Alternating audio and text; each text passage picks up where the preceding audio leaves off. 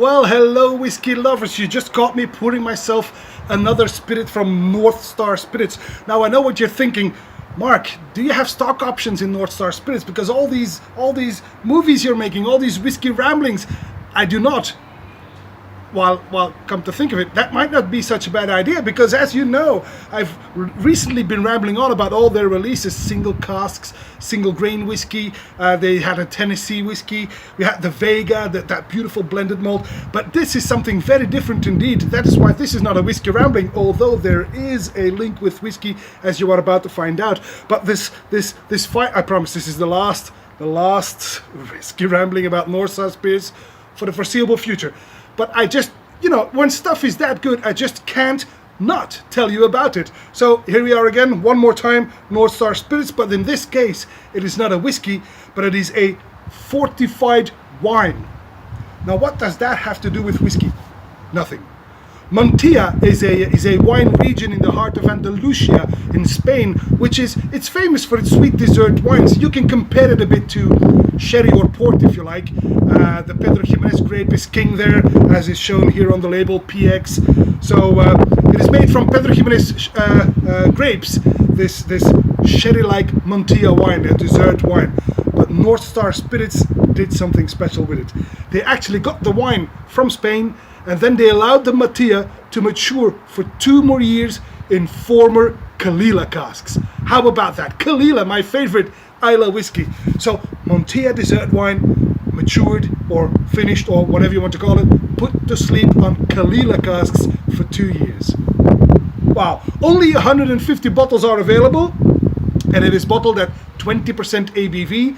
And as you can see, this has got the color of coffee. You can't even see through it.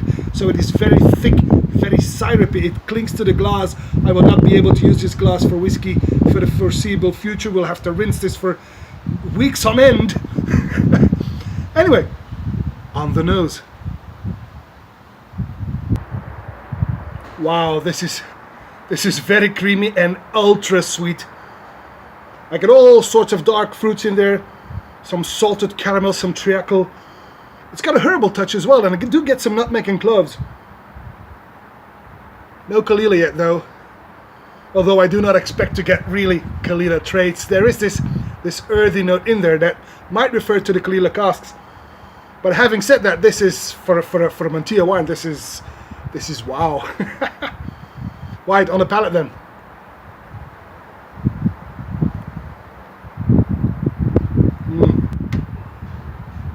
Oh my god, my teeth almost fall out of my mouth. This is syrup, you can almost chew this. It's honey sweet on Christmas cake, some cherry marmalade, some cough syrup basically. But now there is this hint of smoke which makes it absolutely delicious. Wow, this is, after dinner, this is going to be, finish. If you can, if there is something like a finish on a Montilla fortified wine, I don't know.